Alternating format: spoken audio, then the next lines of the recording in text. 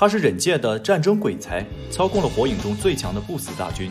玩弄过无影，控制过斑，甚至学会了大蛇丸都没有学会的仙术。从小喽啰成长为忍界大战的 BOSS。用带土的话来说，真没想到你是这样的人才。药师都可以说是大蛇丸所有实验品的集合体，最终褪去了蛇皮，升华成了龙。这样一个人物，狗到了大后期憋了一身神装，还没出血池就被鼬的尽数秒杀，堪称是火影最倒霉的 BOSS 了。他的真实实力也被伊邪那美严重低估。那么药师兜的战斗力究竟如何呢？首先是药师兜非常人的改造身体。大蛇丸死后，他将白丁大蛇的细胞强行注入到了自己的身体中，变成了半人半蛇的怪物，掌握了大蛇丸的所有忍术，并且学会了那些优秀实验品的特殊能力。比较突出的则是香菱的恢复能力和水月液态化的能力，一个在战斗中不断的治疗自己，一个则是能够免疫除雷遁外的物理伤害。普通状态下的药师兜已经是怪物级别了。在药师兜学会了仙人模式之后，他的身体再次发生了质变，忍术、体术、幻术得到了大幅度的提升。此状态下的水遁能够压制佐助的好火球，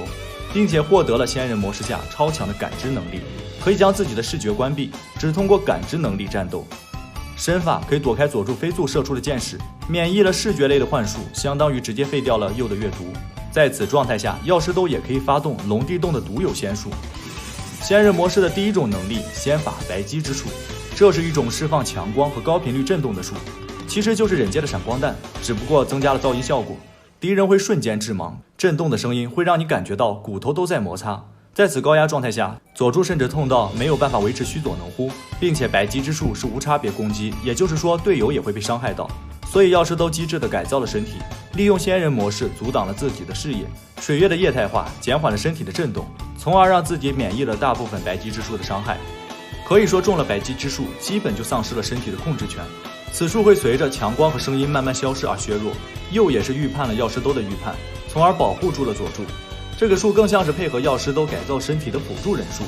超强的控制技能，但实质伤害很有限，并且持续时间也不长。对标须佐能乎的防御力来看，影级别在不清楚原理的情况下很容易中招。仙人模式下第二种能力仙法无极转生，这是一种可以赋予没有生命的物体生命力的术，并且在药师兜的控制下，这些物体的攻击速度极快。药师都曾赋予钟乳石生命，攻击鼬和佐助时，兄弟二人根本没有反应过来。无极转生很依赖地力，周围都是岩石的洞穴，则能很好的利用。相反，如果是在广阔的草原，效果就没有那么好。除此之外，这个术可怕之处就在于，它能让你身边的任何没有生命的物体都变成你的敌人，包括你脚下的土地、身边的岩石、水流，甚至你的忍具、衣服等等。试想一下，你正看着视频，你的手机忽然给了你一拳，这谁能顶得住？